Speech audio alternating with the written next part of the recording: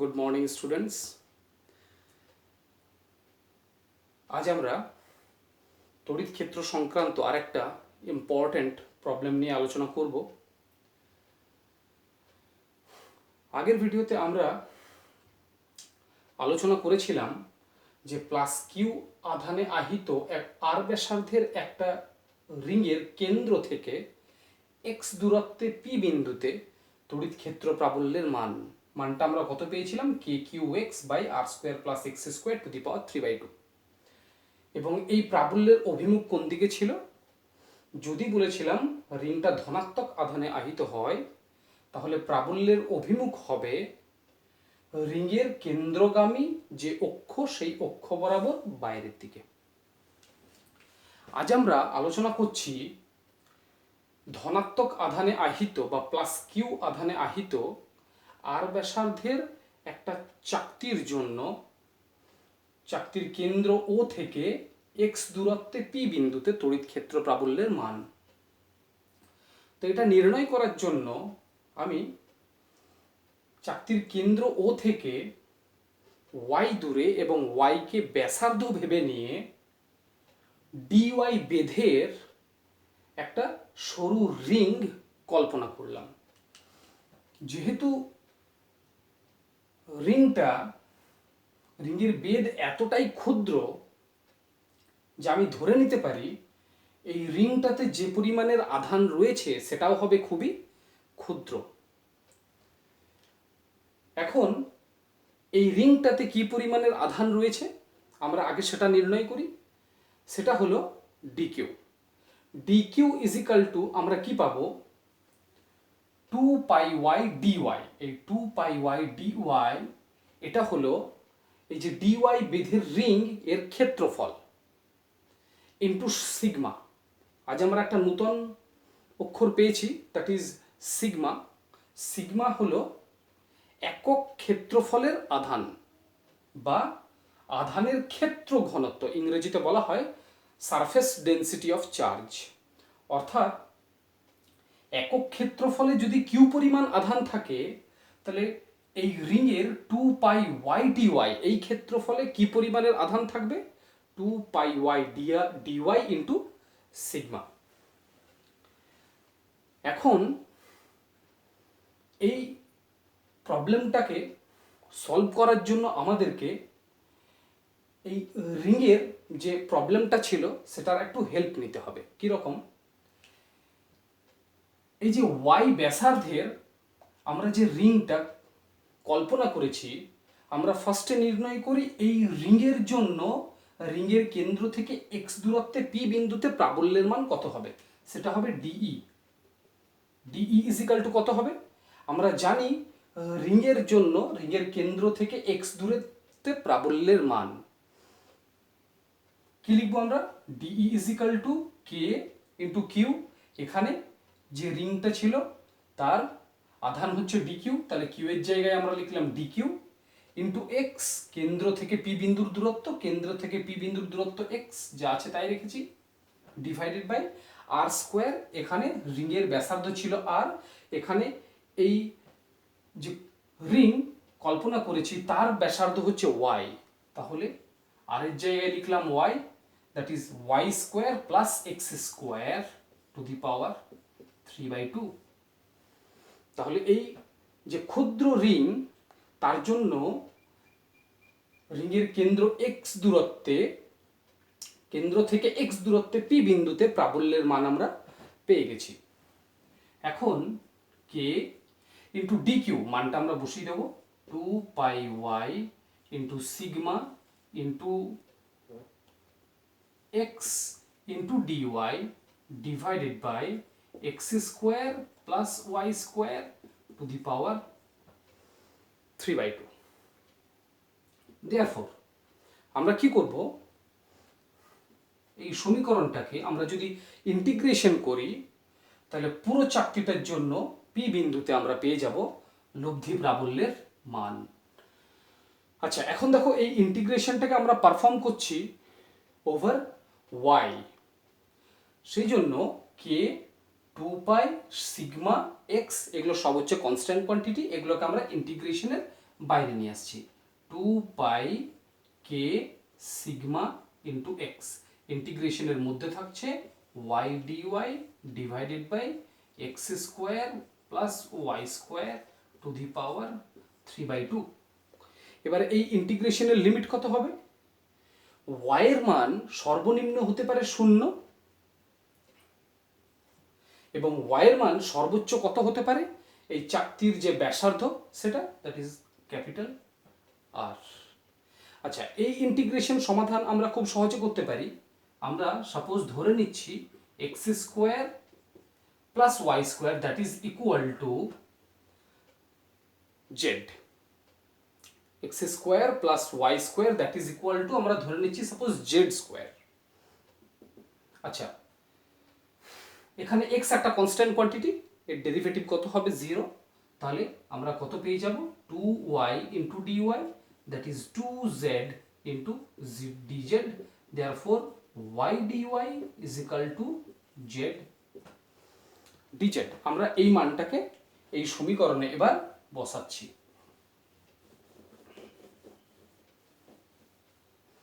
আচ্ছা, এই সমীকরণে বসালে আমরা কি পাবো?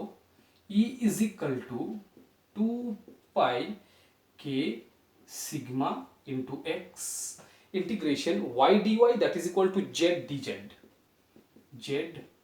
dz divided by x square plus y square that is equal to z square to the power 3/2 that is equal to z cube। Limit কত হবে? y যখন 0 তখন z হচ্ছে x, আর y যখন r তখন z হয়ে যাচ্ছে root over x square plus r square, root over x square plus r square. এখানে একটা ক্যান্সেল হচ্ছে, আমরা পেয়ে যাচ্ছি 2 πk sigma into x dz divided by z square, x থেকে x square plus r square. Okay, এরপর এই ইন্টিগ্রেশনকে আমাদেরকে সমাধান করতে হবে, খুব সহজ। কি পেয়ে পাবো? 2 πk sigma x 1/z square, এর ইন্টিগ্রেশন কত? -1/z, -1/z। মাইনাসটাকে এই সমীকরণ থেকে ওঠানোর জন্য আমি কি করছি? লিমিটগুলোকে চেঞ্জ করে দিচ্ছি, অর্থাৎ লোয়ার লিমিটকে করছি আপার লিমিট, আপার লিমিটকে করে দিচ্ছি লোয়ার লিমিট। কি পাচ্ছি? 2 πk sigma x 1/x minus x square plus r square. Okay, আশা করি সবাই বুঝতে পেরেছো। আচ্ছা, এটাকে আমরা আর একটু সিম্পলিফাই করি। কে এর মানটা আমরা বসাচ্ছি 4 1/4 পাই এপসাইলন নট। আচ্ছা, এক্সটাকে যদি আমরা ব্র্যাকেটের মধ্যে নিয়ে যাই তাহলে কি পাবো? 1, কারণ এক্স বাই এক্স ক্যান্সেল হয়ে যাবে 1। এখানে যদি আমরা এক্স স্কোয়ারকে কমন নিই এবং সেটাকে যদি বর্গমূলের বাইরে নিয়ে আসি তাহলে পাবো এক্স, আবার উপরে থাকছে এক্স, এক্স এক্স ক্যান্সেল হয়ে কি থাকবে? 1 divided by under root 1 plus r square divided by x square. Okay, আশা করি এতদূর তোমরা বুঝতে পেরেছো। এর পরের ক্যালকুলেশন খুবই ইজি। কি রকম? আচ্ছা, এখানে দেখো 2 পাই ক্যান্সেল হয়ে এখানে থাকবে 2, that is e is equal to থাকছে sigma by 2 epsilon not within bracket 1 minus 1 divided by under root 1 plus r square by x square. তাহলে এটা হলো আমাদের ফাইনাল রেজাল্ট। আর ব্যাসার্ধের একটা চাকতির জন্য যেটা প্লাস কিউ আধানে আহিত, সেই চাকতির কেন্দ্র ও থেকে এক্স দূরত্বে পি বিন্দুতে লব্ধি প্রাবল্যের মান হবে sigma by 2 epsilon not within bracket 1 minus 1 divided by under root 1 plus r square by x square. এবং এই প্রাবল্যের অভিমুখ রিংয়ের ক্ষেত্রে অভিমুখ আমরা যেভাবে নির্ণয় করেছিলাম সেইভাবেই হবে, অর্থাৎ এর অভিমুখ হবে এই চাকতির যে কেন্দ্র সেই কেন্দ্র বরাবর যে অক্ষ সেই অক্ষ বরাবর ডান দিকে, এবং যদি চাকতিটা ঋণাত্মক আধানে আহিত হতো তখন লব্ধি প্রাবল্যের অভিমুখ হতো এই কেন্দ্রগামী অক্ষ বরাবর বাঁ দিকে। আচ্ছা, এখান থেকে আমরা একটা স্পেশাল কেস নিতে পারি। কি রকম? দেখো, যদি আমরা ধরে নিই কেস নাম্বার 1, যদি আমরা সাপোজ ধরে নিই r tends to infinity, r tends to infinity, r tends to infinity মানে ওপরের দিকটা, চাকতির ওপরের দিকটা চলে যাচ্ছে ইনফিনিটি পর্যন্ত, নিচের দিকটাও চলে যাচ্ছে ইনফিনিটি পর্যন্ত, ডান দিকটাও চলে যাচ্ছে ইনফিনিটি পর্যন্ত, বাঁ দিকটাও চলে যাচ্ছে ইনফিনিটি পর্যন্ত। তখন এটাকে আমি চাকতি না ভেবে একটা পাথ হিসাবে, একে একটা পাথ হিসাবে কল্পনা করতে পারি, যার উভয় প্রান্ত অসীম দূরত্ব পর্যন্ত বিস্তৃত এবং যেটাকে ধনাত্মক আধানে আহিত করা হয়েছে। তাহলে এইরকম একটা পাতের জন্য বা অসীম দূরত্ব পর্যন্ত বিস্তৃত একটা চাকতির জন্য চাকতি থেকে এক্স দূরত্বে প্রাবল্যের মান কত হবে? দেখো, খুব সহজে আমরা নির্ণয় করতে পারবো। আচ্ছা, এই সমীকরণে যদি আমরা আর এর ভ্যালু ইনফিনিটি বসাই তাহলে এর পুরো মানটা কত হয়ে যাবে? Infinity. That is 1 divided by infinity, আমরা পেয়ে যাব 0। তাহলে সেকেন্ড টার্মটা আমাদের হয়ে যাচ্ছে 0, আমরা পেয়ে যাচ্ছি sigma by 2 epsilon not. Very very important একটা রেজাল্ট।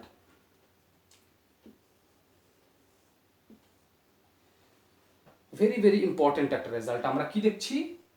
অসীম দূরত্ব পর্যন্ত বিস্তৃত একটা ধনাত্মক আধানে আহিত চাকতির জন্য চাকতি থেকে এক্স দূরত্বে প্রাবল্যের মান কত হবে? Sigma by 2 epsilon nought. আর এই মানটা কি আমরা দেখতে পাচ্ছি যে প্রাবল্যের মান কিন্তু দূরত্বের উপর নির্ভর করে না, অর্থাৎ এক্স, এই এক্স এর উপরে কিন্তু নির্ভর করে না, যেখানে সিগমা কি? আধানের ক্ষেত্র ঘনত্ব, যেটা একটা constant quantity, 2 constant quantity, epsilon not এটাও একটা কনস্ট্যান্ট কোয়ান্টিটি। অর্থাৎ অসীম দূরত্ব পর্যন্ত বিস্তৃত একটা চাকতির জন্য তড়িৎ ক্ষেত্র প্রাবল্যের মান হলো সিগমা বাই 2 ইপসাইলন নট, এবং যেটা হলো একটা কনস্ট্যান্ট কোয়ান্টিটি বা ই ইজ ইকাল টু ধ্রুবক। তাহলে আমরা যতগুলো উদাহরণ নিয়ে আলোচনা করলাম তার মধ্যে আমরা পেলাম যে অসীম দূরত্ব পর্যন্ত বিস্তৃত ধনাত্মক আধানে আহিত একটা চাকতির জন্য আমরা যে তড়িৎ ক্ষেত্র প্রাবল্যের মান পেলাম সেটা হচ্ছে ধ্রুবক, বা একটা অসীম দূরত্ব পর্যন্ত বিস্তৃত চাকতি যে তড়িৎ ক্ষেত্র সৃষ্টি করে সেটা কিন্তু কি হয়? কনস্ট্যান্ট, বা একটা কনস্ট্যান্ট ফিল্ড একটা অসীম দূরত্ব পর্যন্ত বিস্তৃত চাকতি সৃষ্টি করে। আশা করি তোমরা এই প্রবলেমটা বুঝতে পেরেছ। পরের ভিডিওতে আমরা আরও নতুন কিছু টপিক নিয়ে আলোচনা করব। যাওয়ার আগে আমি তোমাদের একটা ইন্টারেস্টিং প্রবলেম দিয়ে যাচ্ছি। আমি আশা করব তোমরা এই অঙ্কটা সমাধান করার চেষ্টা করবে। সাপোজ আমাদের কাছে একটা অর্ধবৃত্তাকার রিং রয়েছে, অর্ধবৃত্তাকার রিং, যেটাকে কি করা হয়েছে? প্লাস কিউ আধানে আহিত করা হয়েছে, আর যার ব্যাসার্ধ হলো আর। আমাকে নির্ণয় করতে হবে যে এই অর্ধবৃত্তাকার চাকতির কেন্দ্র ও তে লব্ধি প্রাবল্যের মান। আশা করছি আমরা যতগুলো সমস্যা নিয়ে আলোচনা করেছি এই প্রশ্নের উত্তর সেই সমস্যাগুলোর মধ্যেই লুকিয়ে রয়েছে। তোমরা খুব সহজে এই প্রশ্নের উত্তর নির্ণয় করতে পারবে।